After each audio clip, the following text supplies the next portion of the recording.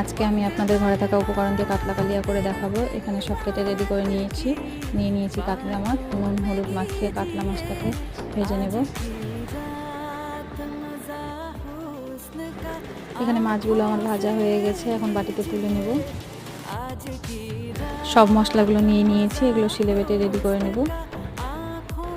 কড়াই তেল গরম হলে সামান্য পরিমাণ চিনি দিয়ে চেরা কাঁচা লঙ্কা আর পেঁয়াজ কুচি দিয়ে নেব। পেঁয়াজের রং হালকা বাদামি হলে বেটে রাখা মশলা, নুন হলুদ সামান্য পরিমাণ জল দিয়ে মশলাটাকে ভালোভাবে কষতে থাকবো।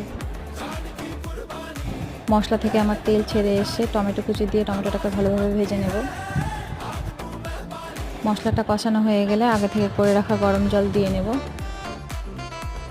এটা ফুটতে দিব 10 মিনিট, তারপর ভেজে রাখা মাছগুলো দিয়ে দেব।